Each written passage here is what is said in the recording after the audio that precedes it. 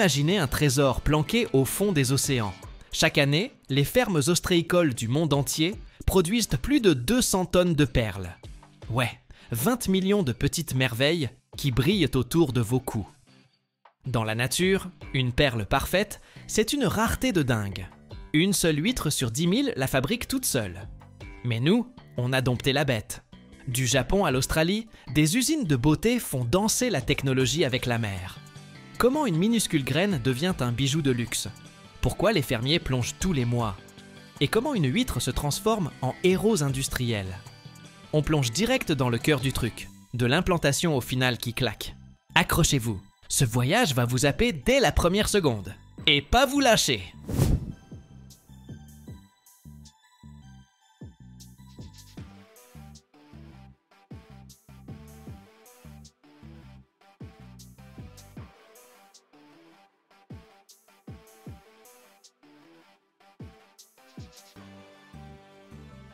Un collier de perles, tellement classe qu'il coupe le souffle. Depuis des décennies, ces pépites scintillantes font tourner la tête des fans de bijoux. Leur éclat doux, une symphonie entre la nature et le génie humain. Mais d'où vient cette beauté, hein? De la première greffe délicate aux couches épaisses de nacre qui brillent, chaque perle fait un sacré bout de chemin. Un vrai ballet industriel entre l'homme et l'océan. Aujourd'hui, on va plonger dans le vif du sujet, lever le voile sur les secrets des fermes à huîtres et vous montrer comment une simple coquille crache un trésor. Préparez-vous, ça va être beau, mais aussi sacrément impressionnant.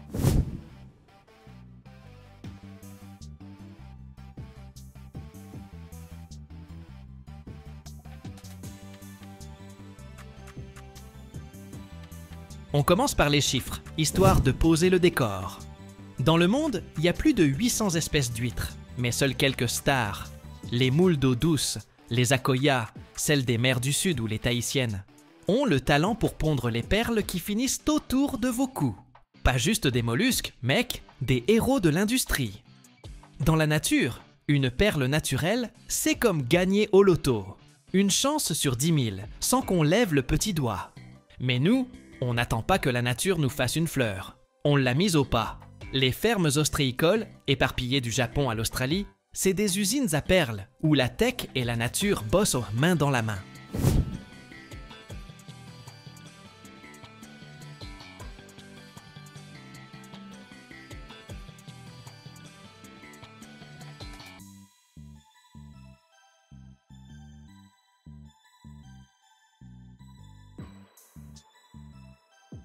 Alors, comment ça marche?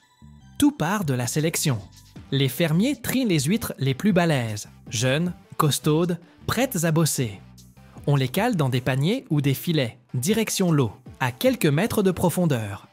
Mais avant ça, le moment clé, l'implantation. Imagine une salle d'op pour huîtres. Sous l'œil affûté des pros, avec des outils fins comme des aiguilles, on glisse dans la chair du mollusque un noyau, souvent une petite bille taillée dans une coquille, et un bout de manteau d'une autre huître. C'est le starter. L'huître se met à enrober ça de nacre, couche après couche, et bam, la perle prend forme.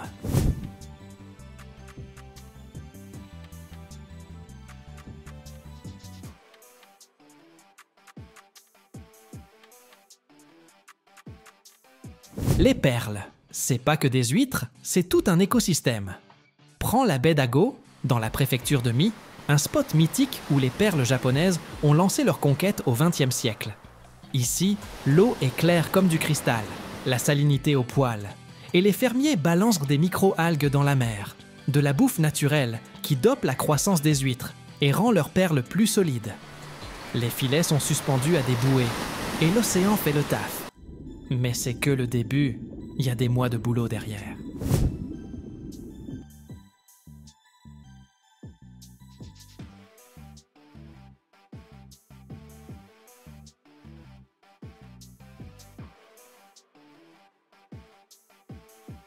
Faire pousser des perles, c'est pas pour les petites natures.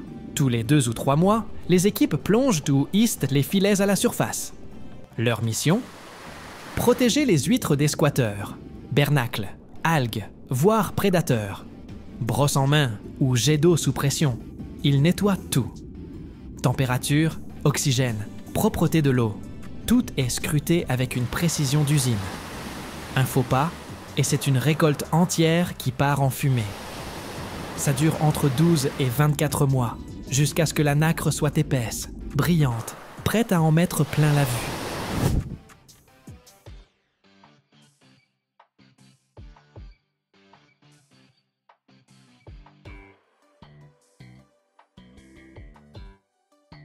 Et puis, le grand jour arrive. La récolte, le climax. Visualise une chaîne de prod, des centaines d'huîtres alignées, prêtes à livrer.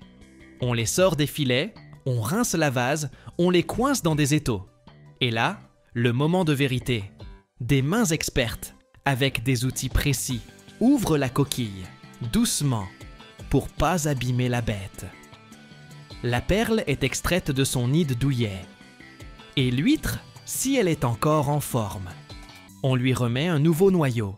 Et hop, retour à la mer. Une vraie usine de beauté sur rail.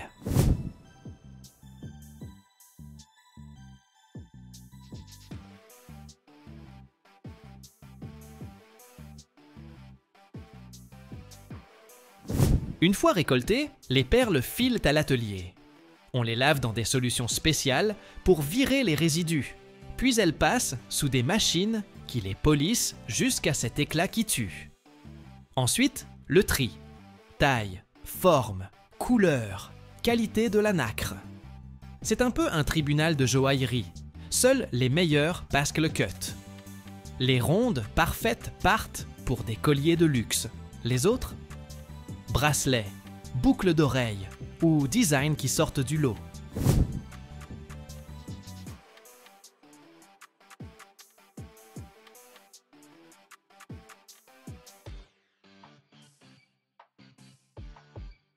Et voilà le final, l'atelier du joaillier. Les perles d'élite deviennent les stars de collier, qui hurlent le luxe et le statut. Chacune, c'est le fruit du taf de centaines de mains, des fermiers aux artisans et de la patience de la nature. Les teintes? Blanc, noir, rose, violette. Tout dépend des huîtres et de l'eau où elles ont grandi. C'est pas juste un bijou, mec. C'est une histoire que tu portes.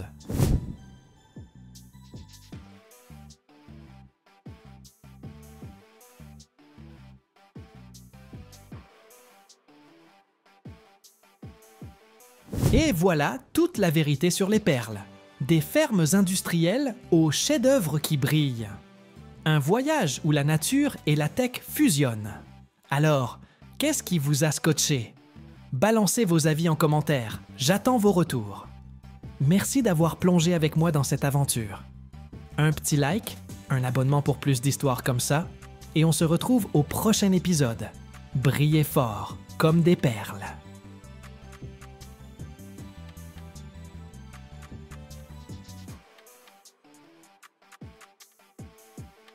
Vous n'imaginez même pas combien de bouteilles de sauce hoisin se remplissent chaque minute. C'est l'un des condiments les plus populaires au monde. Et pourtant, très peu de gens savent comment on le fabrique à grande échelle. À première vue, le procédé a l'air simple. Mais en vérité, chaque bouteille représente des mois de fermentation, une science minutieuse, et des milliers d'heures de production. Comment de simples graines de soja se métamorphosent-elles en cette sauce épaisse et parfumée dont on ne saurait se passer dans la cuisine asiatique? Allez, on pénètre dans l'usine.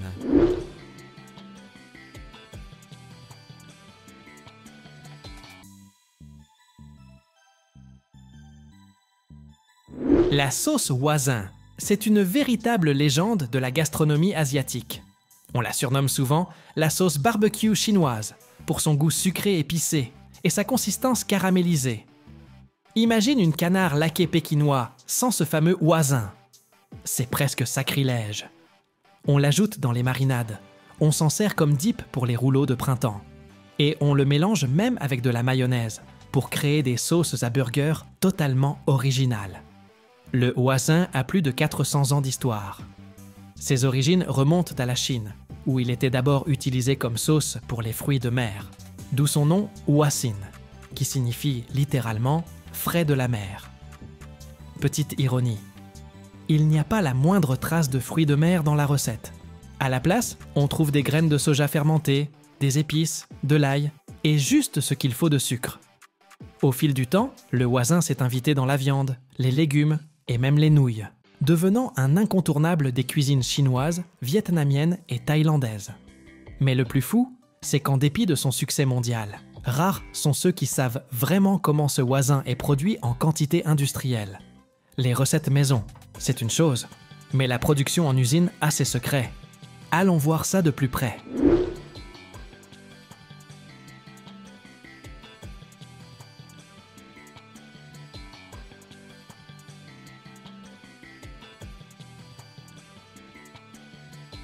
Alors, c'est parti.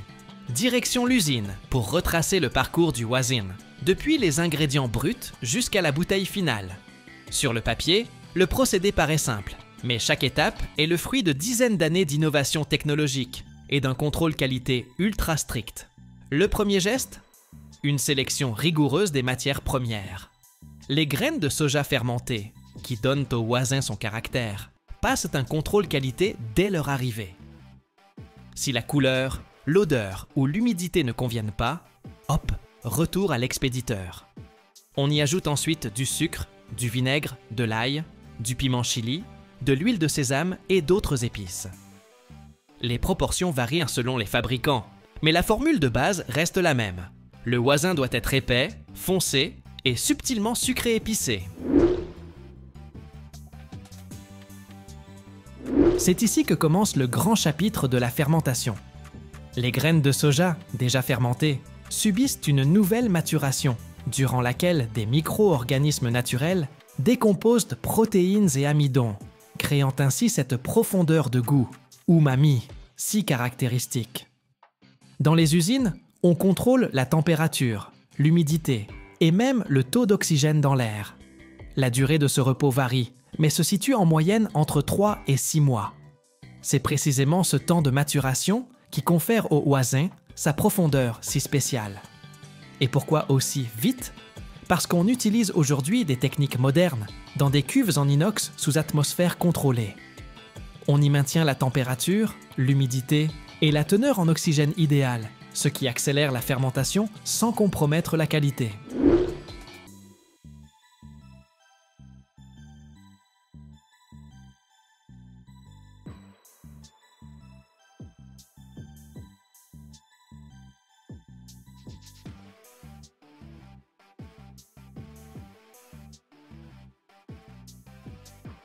Dans ces cuves, l'air circule en continu et l'hygrométrie avoisine 80% des conditions parfaites pour que bactéries et enzymes fassent leur boulot. En même temps, l'environnement contrôlé protège des micro-organismes indésirables qui pourraient altérer le goût. Sur certains sites, on ajoute même des inoculants, autrement dit, des cultures de bactéries ou de moisissures utiles, un peu comme pour la sauce soja ou le miso, afin de booster la fermentation et de stabiliser la saveur. Ce stade est critique. Si la fermentation se passe mal, même les meilleures épices ne sauveront pas le produit final.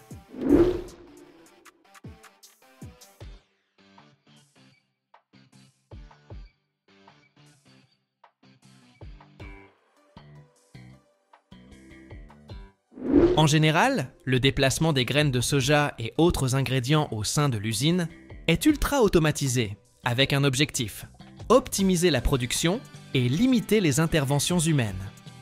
Des convoyeurs à bande ou à bac, pilotés par des systèmes automatiques, assurent un transfert rapide et précis d'une cuve à l'autre. Souvent, on utilise des conteneurs métalliques ou plastiques faciles à nettoyer, essentiels pour maintenir une hygiène irréprochable.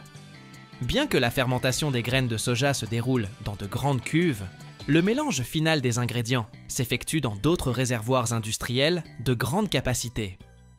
Souvent ronds ou ovales, ces chaffing tanks, ou cuves de mélange, sont dotés de pales ou de bras mécaniques pour homogénéiser la préparation. Cette étape permet non seulement de combiner tous les ingrédients, mais aussi de les chauffer à une certaine température pour favoriser leur interaction.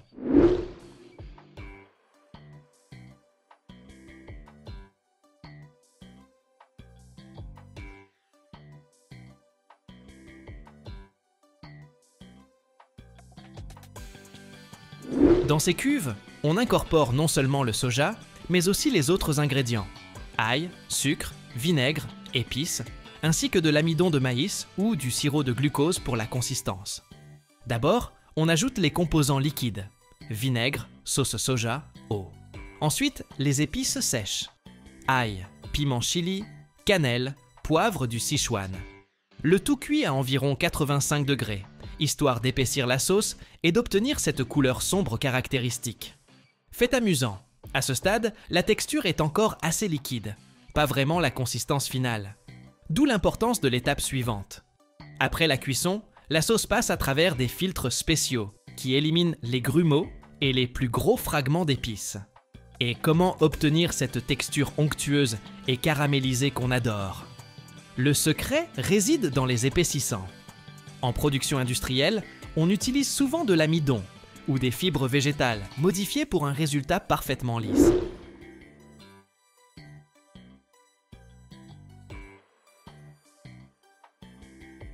C'est également le moment de contrôler la couleur. Trop clair? On ajoute du sucre caramélisé. Trop foncé? On réduira le temps de cuisson pour les lots suivants. Pour que la sauce se conserve, on la pasteurise en la chauffant brièvement à environ 90 ou 95 degrés. Ça élimine les microbes sans altérer la saveur.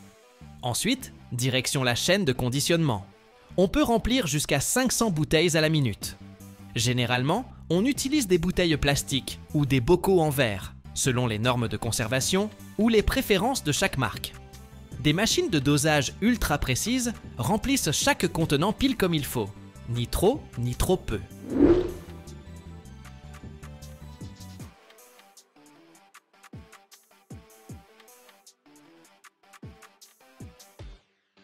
Une fois les bouteilles ou bocaux remplis, on les scelle hermétiquement. Bouchon avec opercule en aluminium pour le plastique, couvercle métallique avec joint pour le verre. Puis, on étiquette ou on imprime directement sur le packaging pour donner à la sauce son look de marque et la rendre bien identifiable dans les rayons. Enfin, ces emballages hermétiques subissent un contrôle final, vérification de la sécurité, de l'étiquetage, de l'étanchéité, avant de filer vers les entrepôts, et de là vers les magasins du monde entier. Et voilà comment de simples graines de soja deviennent cette célèbre sauce Hoisin, si incontournable dans nos plats asiatiques. Incroyable, pas vrai?